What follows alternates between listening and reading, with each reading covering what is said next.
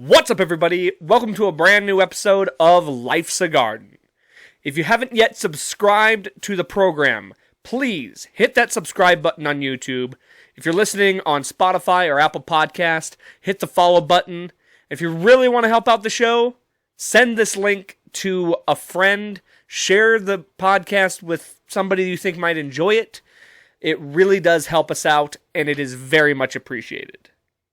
Today's positive, motivational message is trust your gut instinct. I think 9 out of 10 times, our gut instinct is going to guide us in the right direction.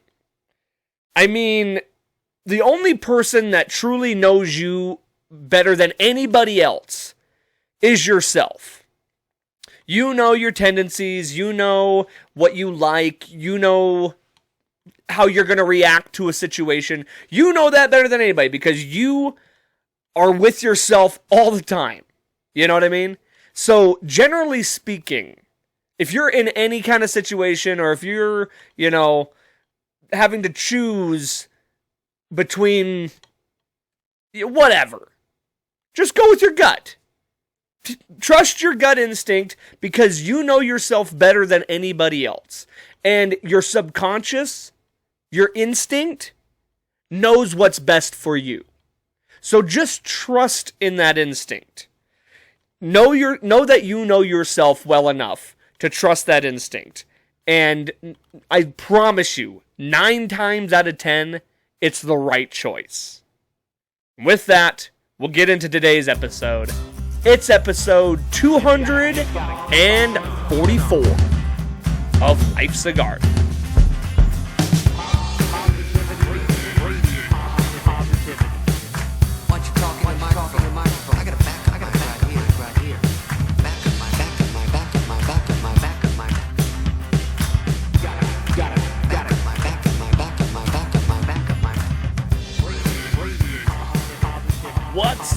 What's up? Welcome back to another episode of Life's a Garden. Thank you all so much for joining me again on another week.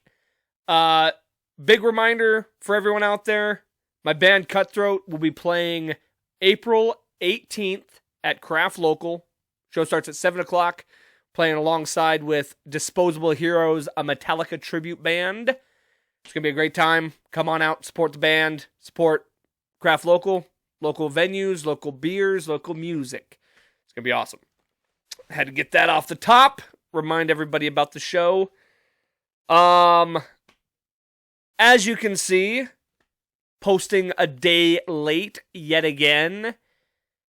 And completely my fault. It's just totally on me that I'm behind on the podcast. I had to, I completely wasted my whole weekend, okay? And wasted is not the right word, you know what I'm saying? I procrastinated. I put off the podcast. I should have done it Saturday anytime during the day. I was going to do it Saturday night. I could have easily done it Sunday morning. And then I could have even done it Sunday night. But I procrastinated, and more than anything, I went against my instincts. And that's why the message today is trust those instincts. And my instincts were, if I don't do the podcast before I go out, it ain't going to get done. And if I stay out late, it ain't getting done in the morning either. Because I'm going to be hungover and I'm not going to want to do anything. I'm going to be completely without motivation. I'll just want to lounge around and have no motivation to get up and perform and to do this and to be entertaining. I would have probably just been sitting here like, anyway, so blah, blah, blah, blah, blah. Like, no energy. And that's exactly what happened. I knew. So this weekend began March Madness, right? So March Madness tournament began this week. Was really excited about it. A lot of games going on. Wanted to watch a good number of games. We'll get into like the nitty gritty of March Madness later on in this episode. But that was what was going on this weekend. So Thursday, Friday, Thursday I went out for a little bit to watch a few games. And then I ended up going out and hanging out with my buddy Mac. We've been playing a NCAA football campaign on PlayStation. So I've been going out and hanging out with him once a week, usually Thursday or Friday. This week it was Thursday. But Friday, man, I was jonesing for some basketball. So all day long, you know what I'm saying? Like, well, not all day. I did work Saturday or Friday. So the second I got off work, I'm downtown. You know, come home, shower, I'm out the door. So stayed out Friday night, woke up, didn't feel too bad, but still, no, not really wanting to do the podcast. Then my plan was to go out Saturday day, watch some more basketball, come home. I had to go to the grocery store. Didn't do that. I was going to do that. I was going to come home, do the podcast. That way I could edit it on Sunday. None of that happened. None of it happened. And then, of course, stayed out late Saturday, which made Sunday shit. And I was even going to do it Sunday night. But I wasn't feeling up to it. I had everything set up. I was ready to go. And then it just didn't happen. And I knew it. I knew I should have done the podcast before I went out. Because I knew once I was already out, then that's where my brain was going to be at. And I went against my better judgment, went against my gut instinct, and it failed me. So that's why the message this week is trust your instincts. Because I knew what was going to happen. I know myself well enough to know that, hey, if you go out there, I mean, willpower, come on. Like, I just really just got to have better willpower and actually lock in a little bit and leave when I say I'm going to leave. But it's time, gut check. Got a freaking full-on gut check. Need to trust the instincts. Gut up or shut up situation here. And we need to start gutting up real hard, because this can't happen all the time. Now, here's something I will say on my behalf, okay? March Madness, I'm a fan. I truly enjoy sports. It's one of my great pleasures in life. And I like to go out. Sometimes do I push it to the limit a little too much? Absolutely. Do I need to dial it back a bit? Yeah, I would agree with that. But I'm having fun. I'm out there enjoying my time. I'm not hurting anybody. I'm just having a fun time. I enjoy going out. Now, do I think this needs to be, I think during the week, dial it back.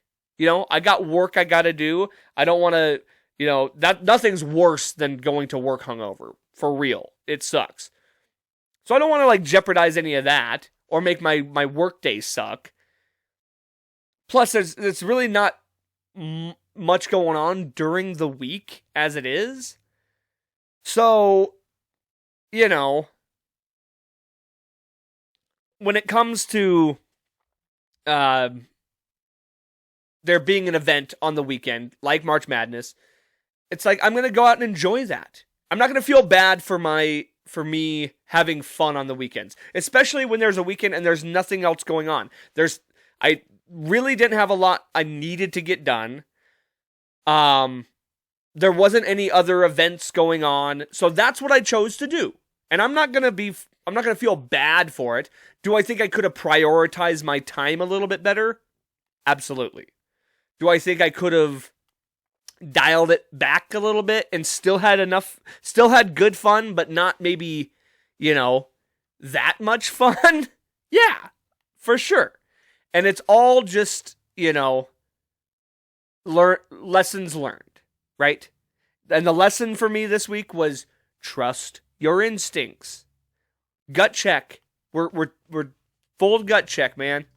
And I am also getting back on the eating regimen of eating good this week because that kind of fell off the wagon a little bit, and I don't want to get too far gone. So we're gut checking in more ways than one.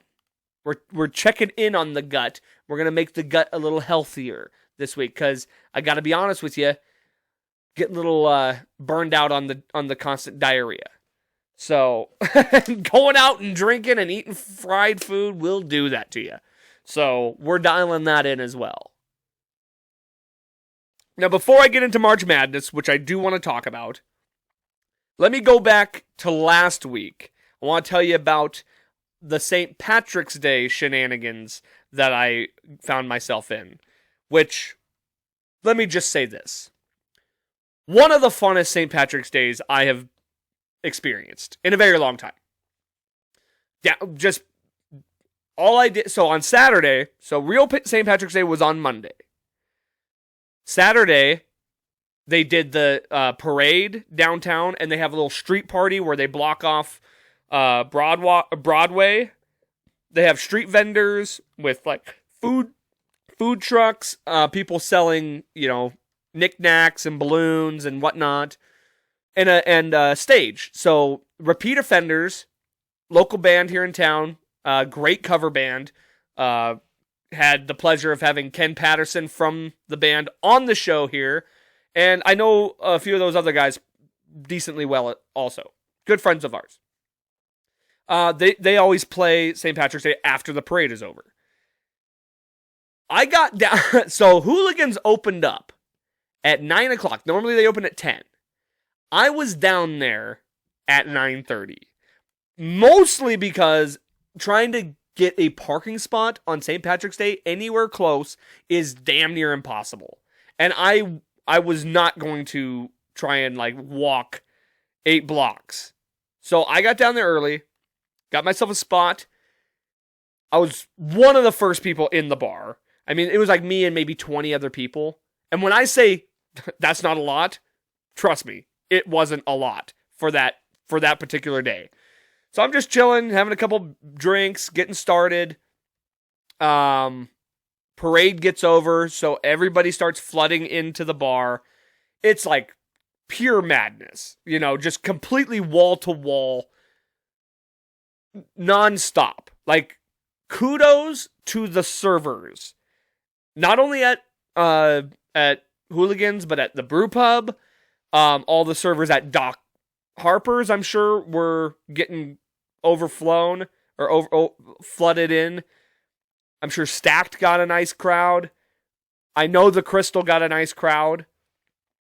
This was by far the biggest, just most people I've ever seen out on a St. Patrick's Day. By far. The street was completely filled from the stage all the way to the Sky Point pretty much the entire day. It helped that the weather was very nice that day. It was a little bit chilly, but not too bad. And the band played great. They put on a great show, as always. And at this point, I was kind of bouncing around all over the place. I was in Hooligans. I was outside watching the show. I'd make my way over to the Crystal. And I remember the last couple years on St. Patrick's Day, the Crystal was busy, but not like this. Like, they were consistently busy. Every table filled, it was great. Good for business. Love it. And I love it for Hooligans. Let me say this too. Once the street party was over, I figured, because they got done about 3 o'clock, I was thinking, okay, 4 o'clock, 5 o'clock, 6 o'clock, that's going to be like a midday lull. People are going to kind of start going home. They're going to be done. Maybe just that crowd has been out all day. And then eventually around 7 or 8, you're going to get people back in the bars wanting to drink some more. And maybe a younger crowd comes in. Who knows? You know what I'm saying? Oh no, that did not happen at all. I went over to Hooligans at 4 o'clock, 5 o'clock, 6 o'clock, 7 o'clock. I was just going from the Crystal over there to see.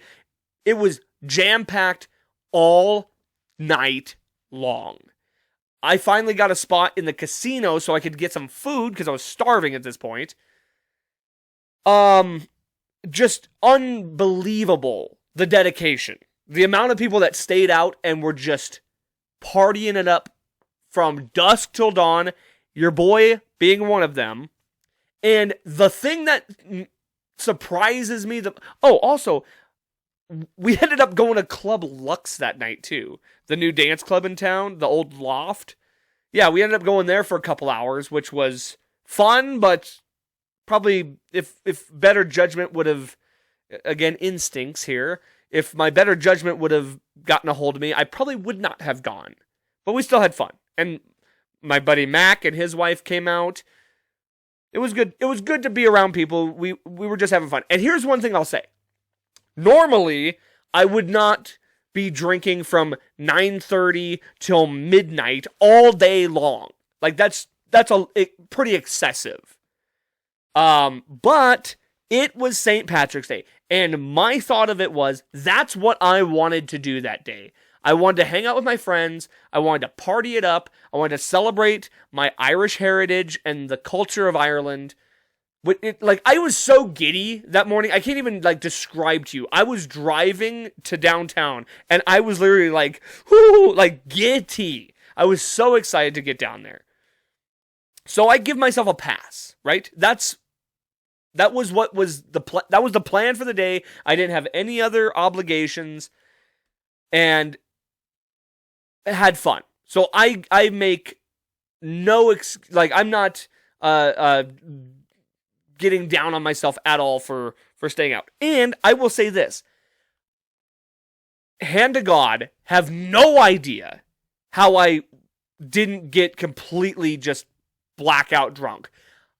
I actually felt pretty good, to be honest with you. No hangover the next day. Slept amazingly, which never happens when I drink. And I was by the end of the night, I was pretty good. I've been way worse off of 6 hours of drinking. Way worse. And we're talking over 12 hours of drinking. Now, I paced myself well. I wasn't just slamming beers the whole time and didn't take any shots the entire day. That helps big time. I thought I was doing a pretty good job of maintaining. Clearly it worked. I was as stunned as anybody, though. I will tell you that. And that's how you know I'm a true Irishman, because the superpowers came to life on St. Patrick's Day. My true superpowers came alive. And I was able to just drink without consequence, essentially. I was able to completely just...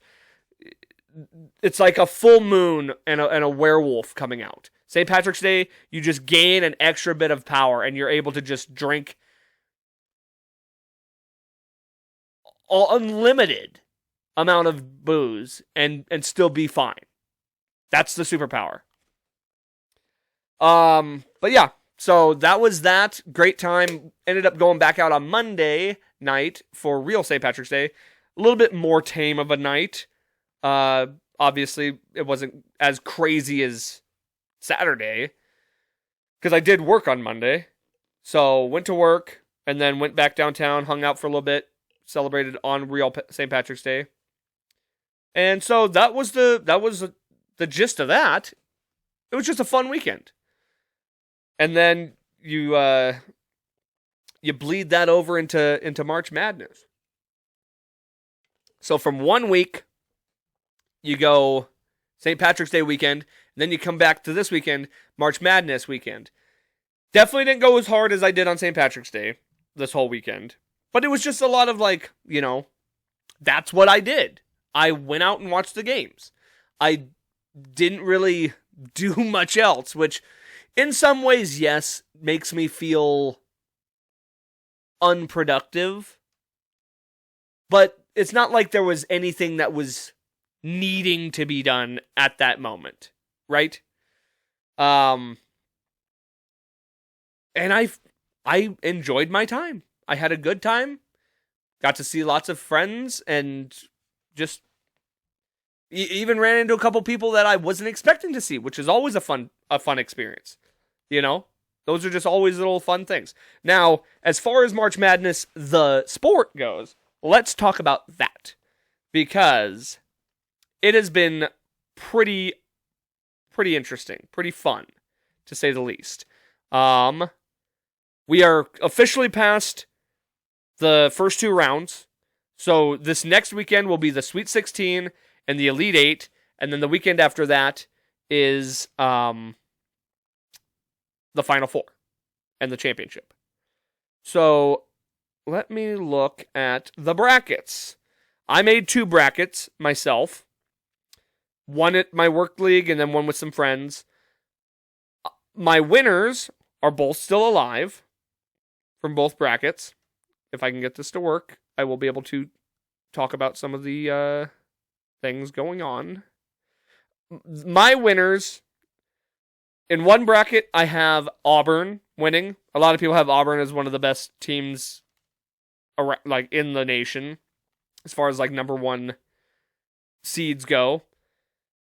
And then I have Michigan State in my other one, which I think is a sleeper. Like, I think that's one that not a lot of people are going to pick, and I'm pretty jacked about that. I think they have a very good chance. Let's take a look at... Let me look at this one, because I think I did better in the first round. I'm going to look through and see if there was any big upsets. I know that McNeese was a big upset against... who did they play? McNeese. Where is it? God. Come on. Way the hell down here. Clemson. Fuck. Yeah, that's who they played. Clemson. I think that was the only 12 seed to win in a game. Had a few good close ones throughout.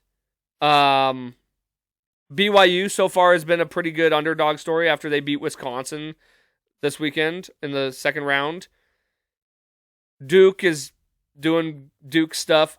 St. John's losing to Arkansas completely destroyed my bracket. I had St. John's going to the Final Four in one of my brackets, so that kind of screwed me. And I think I had them going to the Elite 8 in the other one. Drake has been they were a good pick for me, even though they did lose to Texas Tech. Colorado State was looking like they were going to be... Dude, that, honestly, Colorado State... So they were another number 12 that beat a number 5, and I had Memphis going kind of deep. They almost upset Maryland the other night, and man, was I rooting for them, just because of the underdog story. And, of course, it's Colorado. Florida damn near lost to UConn. If UConn would have won... And they're saying there's some controversy with that. I don't know for sure. I didn't really see the game. But that's one that was a close one, because Florida, a lot of people have Florida winning the entire thing.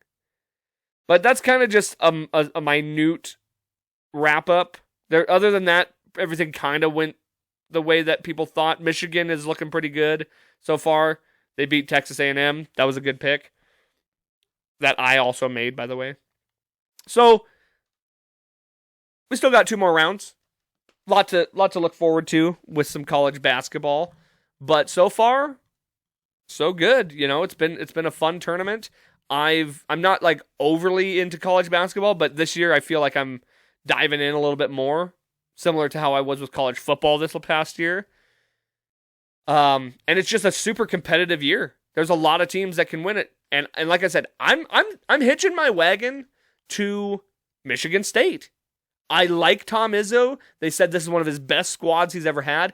And I'd be lying to you if I didn't say that I picked Michigan State also because that's the team that me and Mac have in our NCAA football game. That's the team that we are coaching. So that definitely kind of influenced my pick. But I do truly think that Michigan State has a decent chance. I also think Duke could win it. I think Florida could win it. I think Auburn could win it. There's plenty of good teams. I think Tennessee could win it. There are a lot of good teams out there. So we look forward to rounds 3 and 4, the Sweet 16, the Elite 8 coming up this weekend. That'll be a fun time. Another thing I do want to point out, just before getting off the March Madness thing. At Hooligans, they're doing like a pop shot thing, where it's kind of like, those arcade games where you're putting up points and stuff like that, and it's on a timer. You can gain extra time, this, that, and the other. So they do it every day that there's a tournament game. Not every game, but just, once a day, so long as the tournament is going on. You can go down there. It's free to sign up. You can play once per day. And at the end of the entire tournament, the highest score gets to keep the basket. Gets to keep the whole thing. Well, guess who, as of today, as of this current moment, has the high score on that game? If you said me, you'd be 100% correct. The high score, unless it got beat at some point on Sunday night, because I hit the new record Sunday afternoon. So it's still possible somebody could have broke it Sunday night. I don't know for a fact if that has happened. I have a hard time believing it because your boy got 86 points. Now, I do believe that it can be broken because I know I could have scored better than what I did. So 86 is not safe. And you better believe I'm going to keep playing that, even if it's still my record on there, because if I can break my record, hey, that's that much further that somebody else has to try and go. So, but either way, even if I don't win the whole thing, it's fine. I'm just stoked to know that at one given time in this tournament, I was the record holder. I had the most points of anybody at one specific time in this tournament. And that's enough for me. I can at least hang my head on that. And I'm totally fine with it. But yeah, if anybody wants to participate in that, go on down to Hooligans. It's a fun time. Now, if y'all remember last year, if you're longtime listeners, if you follow this podcast, you know last year during March Madness, I did a little bracket of my own. And we called it the Smash It bracket. Essentially, what I did was I made a bracket of 16 celebrities that I would smash. Would I smash? Like, it's between the two, it's a tournament style. I believe I did a men's bracket and a women's bracket. So, not to leave anybody out. I believe Jennifer Lawrence ended up taking the title for women's bracket, and Ryan Reynolds won the men's title, which, after all this Blake Lively stuff and all that stuff is coming out, might look like a less of a awesome choice. But nonetheless, Ryan Reynolds is still a very handsome gentleman. And I thought, obviously, I could have done the same thing and just plugged in different celebrities. That was definitely something I was thinking about doing. But I thought, let's spice this up a little bit. Let's change it up a little bit, Add some flavor to this. So, I decided that this year's Smash It bracket would be cartoon characters. And I'm not going to do a men's and a women's bracket. I'm just going to do women's bracket because, that's the sex that I truly am attracted to. And we're talking about cartoons here, right? Like, this is just a, fantastical thought or idea of who, if they were real, is fuckable. And rather, the most fuckable of them. So, first thing you're going to figure out about me is what I'm into when it comes to cartoon ladies. and based on the list I came up with, It's a very specific type in certain sense.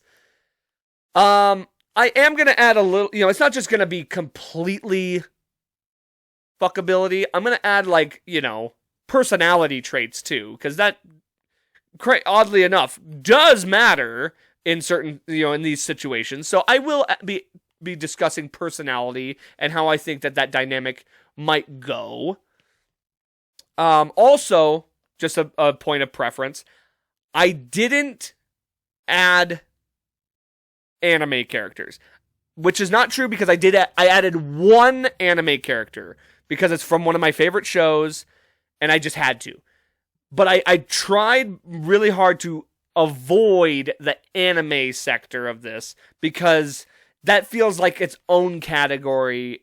You know what I'm saying? Plus, come on, we can already picture that shit with hentai. It's not hard to remove yourself from the imagination of what it'd be like to fuck one of these characters. So, let us begin the 2025 Smash It bracket. Oops, gotta name the thing. Smash It. Smash it. And if another thing you should smash is that subscribe button. Now I'm a true YouTuber. Alrighty then. Now I don't know if I can I type these in? That's one thing that kind of sucks here, is that I'm not able to move them down the list. So I'm gonna have to kind of just remember some of these, which is fine. It's doable. Okay, so here we go. And this was completely random. I made a list, and then it will randomize it on this bracket. So it's all random. And I couldn't honestly say a better number one seed that they've randomly selected here, because our first matchup we have Harley Quinn versus Lana Kane. Now Lana Kane is the smoking hot babe from Archer. And this is a great matchup here because honestly, both super bitch energy. They're gonna, one's psycho energy. Harley Quinn, psycho energy. Lana, she's gonna belittle you. She's gonna tell you got, you're a small peepee little boy. She's gonna kind of be a cunt. Let's be honest. But smoking hot. And you kind of, in some ways, you kind of like that aggressive energy, or not even aggressive. It's like a domineering energy that Lana gives off. But buddy, I would be absolutely insane to not say Harley Quinn in this, because freaking the sheets, bro. This bitch is going to get freaky. She might kill me, but Lana could kill me too. I gotta move Harley Quinn on. And there's so many different variations of Harley Quinn that you could possibly imagine. And I love damn near all of them. All right, so next matchup is Jessica Rabbit, who is probably the most considered the hottest cartoon character of all time. Generally speaking, that's usually what people will say. Jessica Rabbit versus Kida from Atlantis. Princess Kida from Atlantis. I mean, Jessica Rabbit, let's be honest, has it all in the looks department. She is top level. She's a redhead, so she's got some fucking craziness in there. Kida seems very sweet. She's passionate about her people, and is just all these women are going to be gorgeous, right? So I don't even have to keep bringing that up. And I'm going to this is going to be a huge upset. I'm taking Princess Kida over Jessica Rabbit because I feel like Jessica Rabbit has a very kind of posh, snooty, I'm clearly better than you, and that's not really attractive to me. So I'm going to go with Kida, who is a woman of her people. Next matchup, Poison Ivy versus Lola Bunny. And we're talking Lola Bunny from the first Space Jam movie. They completely fucked her up in the second one. But Lola Bunny, she just has this, like, this look in her eye and this, like, energy. Like, she's a boss bitch. And then, of course, Poison Ivy. Similar to Harley Quinn, psycho energy. I think Poison Ivy is definitely a little bit more seductive. She has that, like, you know, that's part of her power is like seductivity. So there is that level, I suppose, where she's definitely going to be a little bit more of a seductress. And honestly, as much as I, especially as a kid, found something very, like, almost unnervingly attractive about Lola Bunny, I'm going to completely just avoid all the bestiality thoughts of everything here and any accusations of bestiality, and I'm gonna just have to go with Poison Ivy. The seduction side does lend itself pretty high to that. So Poison Ivy moves on. Next matchup, Elastigirl versus Shigo. Now, Shigo, very goth energy, very thick. Gotta love that. But, dude, if you think Elastigirl in any world would have been a number one seed. This would have been the upset of upsets if Shigo were to beat Elastigirl. Nothing against Shigo. I'm a fan. But Elastigirl, like, ultimate. Like, that's going to be a hard one to beat in this whole competition. She's flexible. She's, like, got that mom energy. And thick as a bowl of oatmeal. I was trying to come up with something a little bit more original, but I'm just gonna go back to the classic. Elastigirl moves on. First, this is the only anime person that I put on this. It's Android 18. And honestly, a great matchup here for a random one, because you could consider Avatar: The Last Airbender to be somewhat anime style, and Android 18 is going up against Ty Lee from Avatar: The Last Airbender. This is tough. Because Ty Lee, flexible, very, like, quirky, very, like, sweet, fun, good energy. But then you got Android 18, man. Kind of a bad bitch. Kind of just a bitch. I gotta go Ty Lee. It's the personality part of it. She's sweet, she's bubbly, and the flexibility thing does not demerit her points. Ty Lee moves on. Princess, great. Here's a matchup between Disney princesses. We got Princess Jasmine and Princess Belle from Beauty and the Beast. Belle, well-read, smart. Love that. Both of them very pretty. See, with Jasmine, and I think Jasmine's probably one of the more attractive Disney princesses, honestly.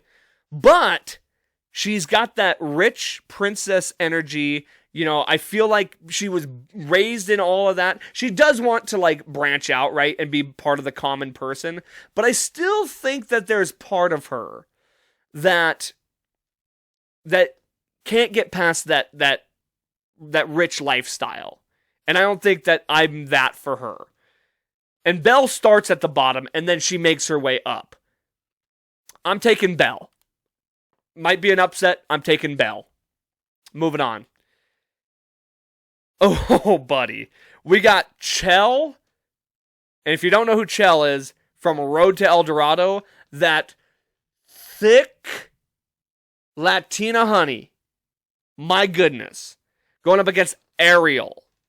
Now, we're going to go with Ariel as the human, not as the fish, because, again, we're going to just completely avoid any and all bestiality, any of that. We're just going to completely try and avoid that. So we're going Ariel the human. And, dude, I would be an absolute lunatic if I didn't pick Chell. Now, I don't know the ages of any of these characters, so, you know, this is all fantasy. These are cartoon characters. It's okay. We're not doing any harm. You know, so don't come at me if some of these characters are considerably younger than I remember them being or for had forgotten. But I'm taking Chell, man. I mean, thickness. Oh. That lady got the thickness. Can I get a hell yes? Chell moves on. And last but not least, the final of the first round, we have Raven from Teen Titans versus Catwoman. Another Batman character makes their way. I figured I already put Harley Quinn and I put Poison Ivy in this list. I had to do the trifecta and I had to add Catwoman as well. Catwoman, that freaking tight leather, she's into dominatrix type shit. She's in that tight leather outfit. She uses a fucking whip. So she's clearly like dominatrix style, like she's into that shit.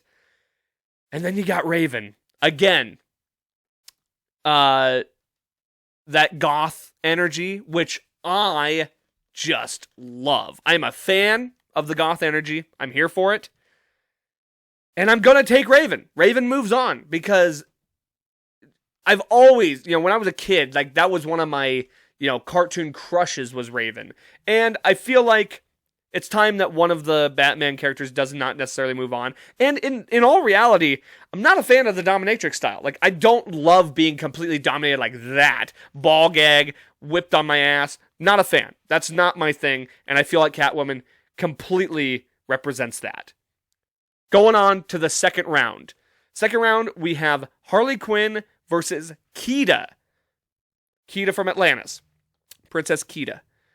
I already kind of spoke my piece about all these characters and what I think of them. In this matchup, this is literally crazy bitch versus kind, sweethearted. And in a smash it bracket, I gotta go with my instincts here. Again, we're going with instincts. Harley Quinn. Harley Quinn's got to move on. It's just, that's more of I think we're moving into like the kink side of things where it's like there's something crazy about Harley Quinn that is attractive. And honestly, if anybody out there knows me, knows that I am very much attracted to crazy bitches. It's just my entire MO, my entire life. Next round. Poison Ivy versus Elastigirl. That lady got the thickness. Can I get a hell yes? I mean, come on. It's got to be Elastigirl on this round. I love Poison Ivy. Again, I like the seductiveness. I already got a villain moving on. I can't have all crazy bitches, right? And I don't think Poison Ivy necessarily gives off crazy energy, but we're going with that MILF energy here. Elastigirl's moving on. Ty Lee versus Princess Belle. Ty Lee, for anybody who doesn't know, villain, but ends up being good. Belle, I mean, okay, you know what? I'm going to make this one easy. Speaking of bestiality, are we not going to talk about how Belle was clearly going to fuck the beast? Like, she's the epitome of bestiality. And for that reason, I kind of can't continue on with Belle here. And Ty Lee, again, sweet, fun energy. I think she'd be a good time. We're taking Ty Lee. And the last round of the last matchup of the second round, we got Chell from Road to El Dorado and Raven. This is a very tough matchup because we're basically, when I told you you're going to notice a trend in a lot of these characters, this is like the trend of trends. You have thick versus goth. And if we could just combine them both, we'd be in a perfect world. But we can't. So we got to go. Chell definitely has that like, she has that like cocky bitch like energy, where Raven is very secluded. She's very quiet, keeps to herself. She's not quite as outgoing, well-read, dark. I'm going to revert back to my inner child, to when I was a 14-year-old lad watching Teen Titans. I can't let him down yet. Raven has to move on. And I know a lot of people out there are going to say, you're crazy for not taking Chell. I'm sorry. It's Raven all day. It's Raven all day. All right. That's so Raven. We are in the semifinal round here. And in the semifinals, we have Harley Quinn versus Elastigirl. Oh, what a matchup here. And based on everything that I've already said about both of these characters, I can't proceed with the crazy energy. I've destroyed my life enough going with the crazy girls. I gotta take the mom energy, and I'm getting to that age now where the MILF thing isn't like, I am very much attracted to the MILF thing. Plus, God, you're dealing with that flexible fat ass, bro. Say less. Elastigirl moves on to the finals. And in the other matchup, Ty Lee versus Raven. Oh, my goodness. Like, this is like just a hard decision here. Because, again, now we're kind of reverting to the personality side, because both very attractive.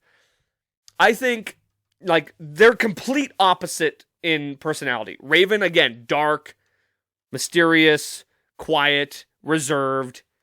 And then you have Ty Lee, who's very energetic, very bubbly, very happy-go-lucky, excited. And based on my own personality and what I would be most, like, comfortable with and, like, gelling with, it's going to be Raven. Like, I think that high energy is nice and it's fun, but it can be a little bit much at times. So I'm moving Raven on. Final round, Raven versus Elastigirl. Oh, man. Now this is the ultimate choice of choice. Again, we're back to the theme here. Thickness versus emo. And if you know from last year, I didn't put Billie Eilish on the list because Billie Eilish was the clear favorite to win. And of these two, the only person I could see Billie Eilish playing in a movie is Raven. So for that reason, and that crazy deduction of reason, it's an upset. I think this is going to be an upset of upset, and people are going to be like, what the fuck are you doing not picking Elastigirl? You know what? I just thought of something that I think I'm going to even go against my own instincts. I'm going against instincts now. I told you to go for instincts. But for the same deduction I made about bestiality, I don't think I can choose the character that's from the show called Teen Titans. And for that reason, I'm taking the MILF, I'm taking the mom, the clear cut of age character, and I ain't disappointed with this pick. We're going with Elastigirl. Elastigirl wins the ultimate smash it bracket of 2025, Cartoon Characters Edition. Congratulations to Elastigirl, and I might have just saved myself a lot of grief in that decision. So kudos to me, and kudos to me going against instinct, because like I said, 9 times out of 10 instincts are correct. There's always that 1 out of 10 times that you can go against. Hey, they're cartoons. Settle down. But that's always fun.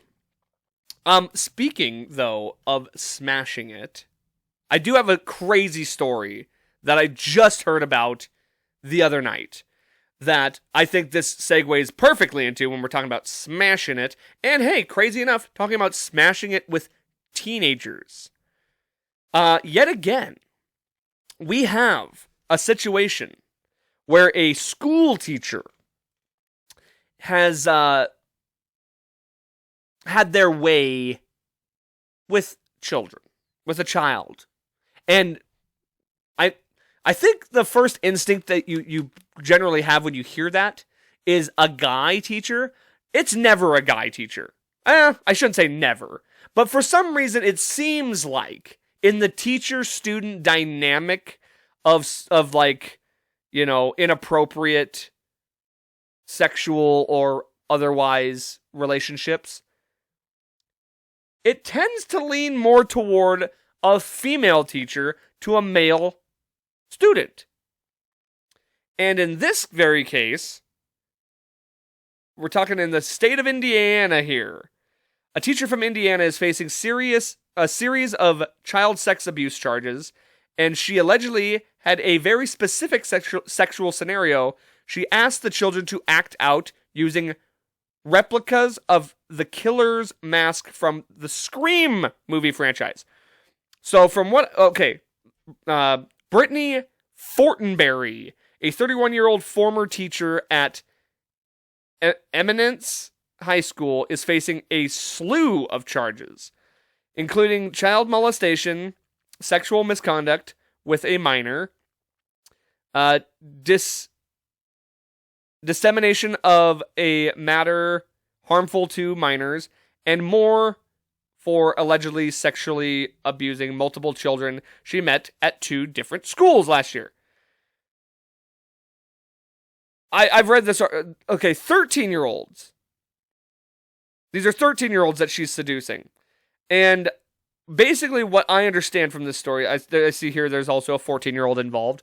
She gathered a group of boys together. These are middle schoolers, right?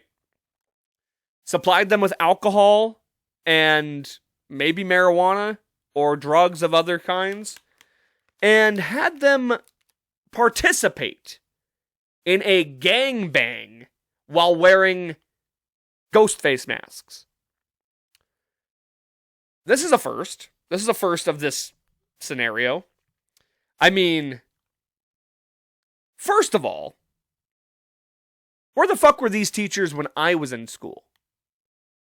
Like, hello?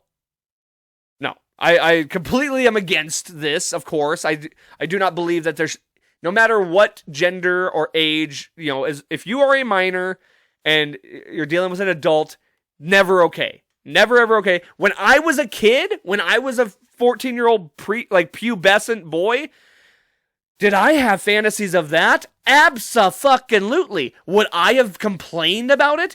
Abso-fucking-lutely not. Would they have gotten in trouble? Of course. Because that's a terrible situation. And you're not, as an adult, you do not abuse your power and your status as a teacher on your students. Never, ever, ever. Now, for me, when I was a kid, would that have been incredible? It would have been legendary. Would it have been okay? Of course not. So I'm just telling you from a male's perspective as a high schooler who's entrenched in puberty, yeah, you're not complaining. And I think that is one thing that is interesting about this, being that if this was ever the case of a male teacher and a female student, which of course has happened, but I feel like there's a bigger level of sympathy toward the student, where when it's a male student and a female teacher, like the public sentiment usually leans toward like, damn kid, like fuck, like laying the pipe, huh? Like pimping, It's like, does that make sense? Where it's like it's like good job on the male student, but it's like, oh my god, like horrible for the female student. I think that's a very like unfair double standard that we have, because it's not good in any sense, in any way. Anytime you're an adult and you're objecting your power onto a younger person, not a good scenario whatsoever. So never in favor of that. But I do think it is interesting to just that dynamic. And usually what's funny is it's not really funny, but I think it's also kind of interesting to me that the female teacher typically isn't bad looking. It makes sense that the students would be attracted to a good looking teacher, but don't you think that the good looking teacher could get any guy? Like, she probably doesn't have any problem getting guys. I wouldn't imagine so. But I suppose that's her sick fantasy of being into children, which, hey, believe it or not, everybody, women have that too. It's not just guys that are into pedophilia. But yeah, I guess that's just the sick mind of a creep like that. Anyway, where was I even going with this? I kind of went off on a tangent. But yeah, that's basically the story though. She got these kids together, filled them full of alcohol and stuff, and then had them do a gangbang. What could you imagine being one of those students where it's like, yeah, I when I was 14 years old, I gangbanged my sister with a bunch of my buddies wearing ghost face masks. Like, that's unreal. That's a crazy story. That's a crazy thing that happened. And and this chick's the same age as me. 31. She's 31. Acting like this. Unbelievable. These teachers out here. Ugh. I feel like this comes up like once every couple of years or so. There's always like the story of the teacher falling in love with a student, or like, behaving inappropriately with a student. At least once a year, I would say. And this one takes the cake as far as like craziness. All right, one more bit of news here, or content, and then we'll get you out of here. We'll go on our separate ways until next week. And this is a big one. Okay, I can't believe I saved it for last. I should have top loaded this, because this is just incredible. Okay, we got an update on the vasectomy sign. I wish it were better news. I wish it were, I got some inside information on the vasectomy clinic. This was from several episodes ago where I talked about there's a vasectomy clinic over on just off of Grand in like a strip mall, and the sign reads vasectomy, no needles, no scalpel. Well, not anymore, because they cut the sign in half. Not sure if it was on purpose. I imagine it probably was. I like to believe that it was. I like to believe that they chose to cut that sign in half. I don't know if it was maybe the weather or if, vandalism. But I like to believe that they did this themselves, because they cut right where it just like split the words vasectomy and no needle, no scalpel. So they took away no needle, no scalpel. They kept where it says vasectomy, and there's like half an arrow pointing to where it is.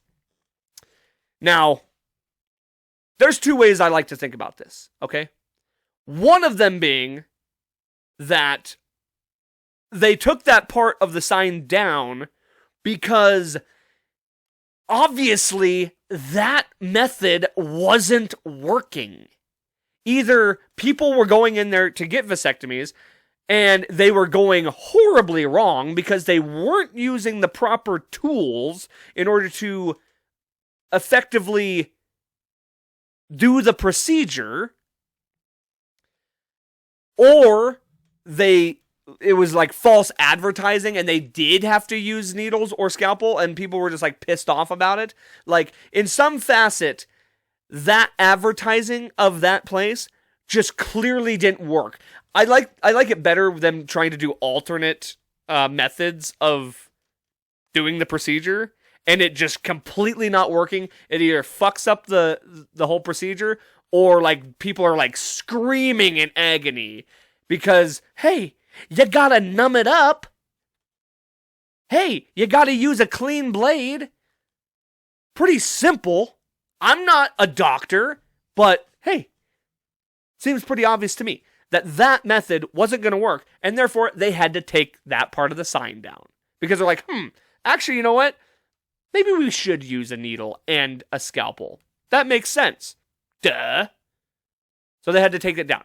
Now, the second thing that I like to imagine, because that clip that I made, the original clip about the vasectomy clinic, blew the fuck up. Like, hundreds of views.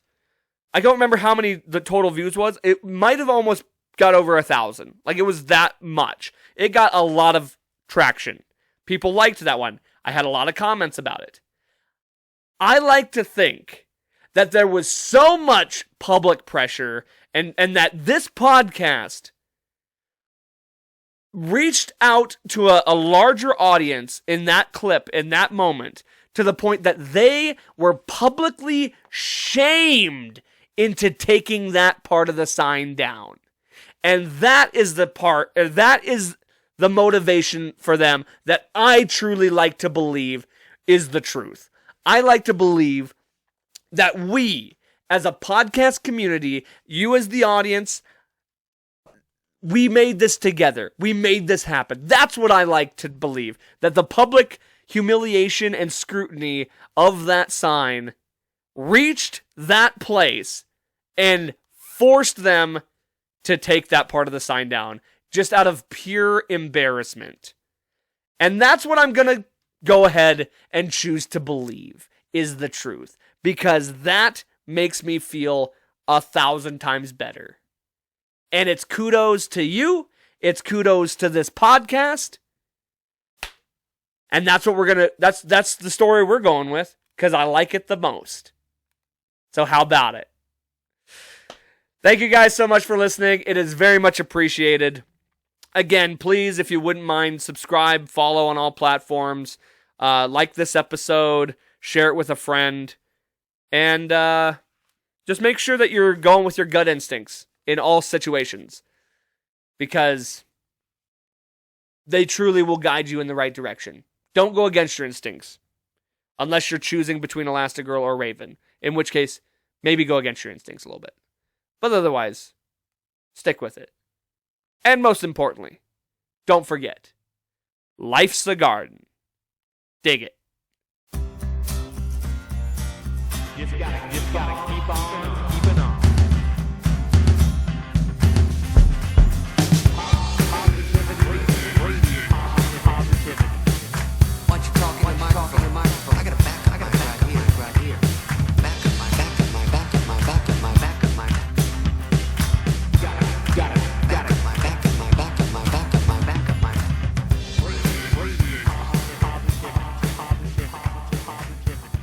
Life's a garden, dig it?